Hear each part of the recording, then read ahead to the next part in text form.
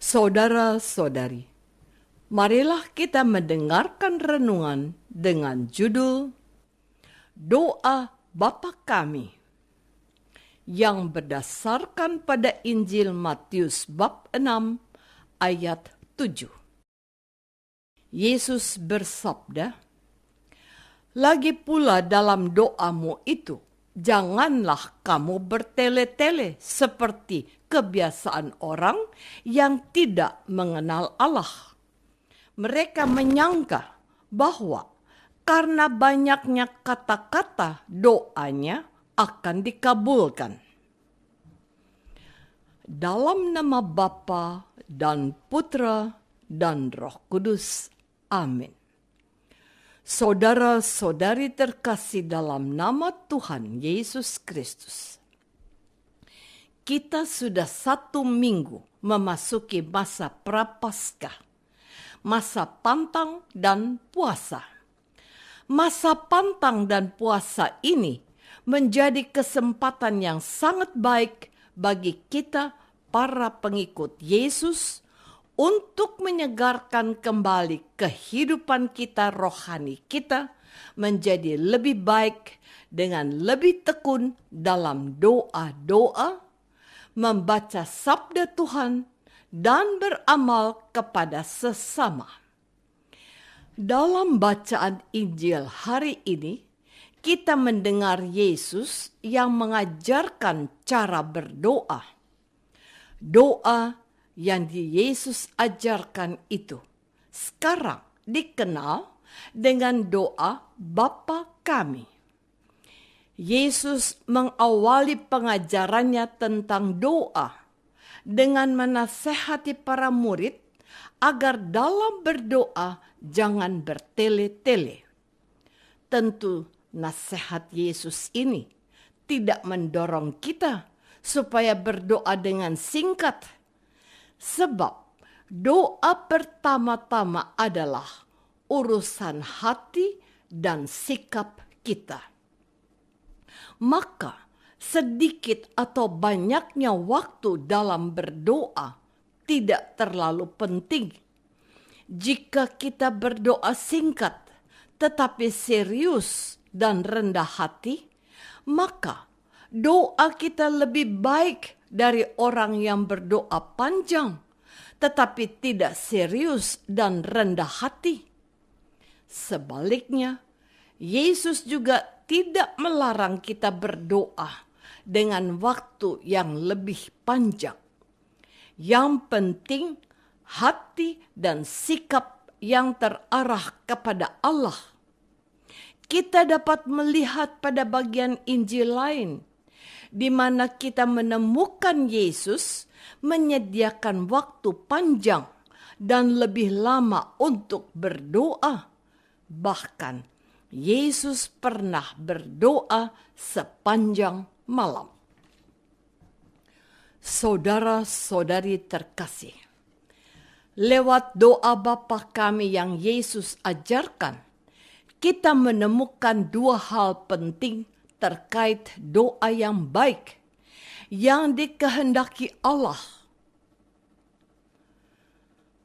Pertama, doa yang baik pertama-tama ditujukan kepada Allah dengan cara memuliakan nama Allah, mengharapkan datangnya kerajaan Allah, dan mengharapkan terjadinya kehendak Allah di bumi seperti di surga. Memuliakan nama Allah berarti kita meninggikan, mengagungkan, dan memasyurkan nama Allah. Nama Allah juga akan dimuliakan jika manusia setia dan taat kepada Allah dengan senantiasa melakukan apa diajarkan dan diperintahkan oleh Yesus. Sebaliknya, kita tidak memuliakan nama Allah jika kita melanggar perintah Allah dan melakukan hal-hal yang jahat. Sedangkan kerajaan Allah akan datang, hadir dalam hidup, dalam diri kita dan di masyarakat jikalau kita membuka diri, merendahkan diri, membiarkan hidup kita dipimpin oleh Allah. Demikian pula dengan kehendak Allah. Allah menghendaki semua manusia selamat dan sejahtera. Kehendak Allah akan terlaksana jika manusia tidak memaksakan diri dan keinginannya. Saudara-saudari terkasih, bagian kedua dari doa Bapa kami adalah permohonan untuk kepentingan manusia. Pertama, mohon rezeki, makanan, dan minuman. Makanan dan minuman lebih penting dari pakaian dan rumah.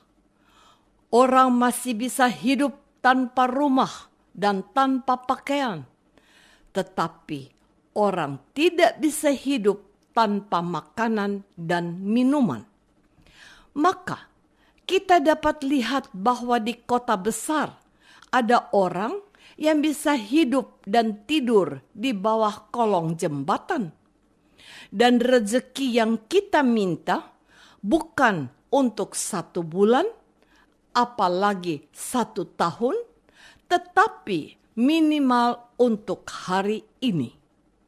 Dengan demikian, Allah menghendaki kita berdoa setiap hari dan bergantung kepada kebaikan Allah. Hal ini dapat mengurangi tekanan hidup, sebab keinginan untuk memiliki harta benda yang banyak dan berlimpah membuat manusia stres atau tertekan. Kedua, kita mengharapkan pengampunan Allah. Ini hanya bisa terjadi kalau kita memiliki kesadaran bahwa kita setiap hari berbuat dosa. Maka setiap hari pula kita meminta ampun. Namun sebelum Tuhan mengampuni dosa kita hendaknya terlebih dahulu mengampuni dosa sesama. Mengampuni dosa sesama menjadi syarat agar dosa kita diampuni oleh Tuhan. Artinya, kita tidak dapat memperoleh pengampunan dari Tuhan jikalau kita tidak mengampuni kesalahan atau dosa sesama. Disinilah persoalan berat muncul. Sebab kadang umat Kristiani sering membenci dan tidak bersedia mengampuni kesalahan sesama, termasuk kesalahan orang yang dekat dengan kita.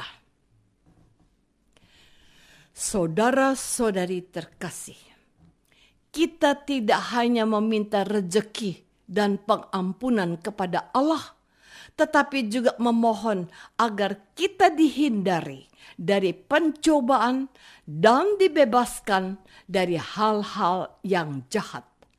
Hal ini juga menyadarkan kita, umat Katolik dan Kristen, bahwa setiap hari kita menghadapi berbagai cobaan.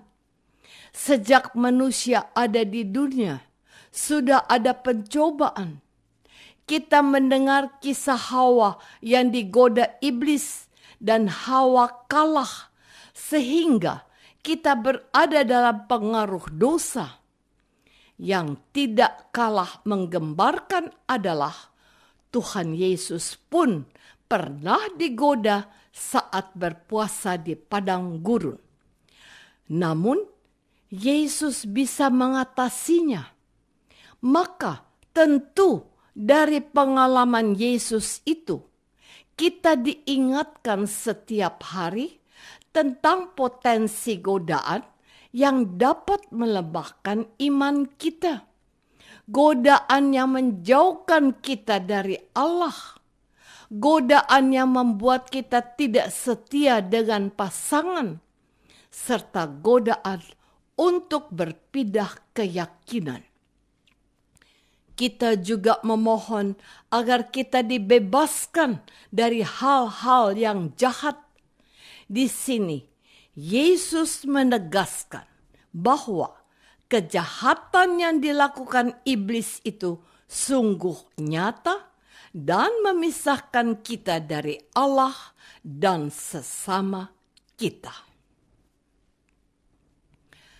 Apakah selama ini kita sudah berusaha menghayati doa Bapa kami yang tidak saja untuk diri kita, tetapi juga untuk kemuliaan Allah? Marilah kita berdoa. Tuhan Yesus Kristus, Engkau telah mengajarkan doa Bapa kami yang mengarahkan hati dan perilaku kami kepada kemuliaan nama-Mu dan kerajaan serta kehendak-Mu. Bantulah kami juga untuk setia berdoa memohon rezeki dan pengampunan serta menolak kejahatan yang mengintai kami. Doa ini kami persembahkan dalam nama-Mu, Tuhan dan pengantara kami. Amin. Semoga kita semua selalu dinaungi dan dibimbing oleh berkat Allah yang Maha Kuasa, Bapa dan Putra dan Roh Kudus. Amin.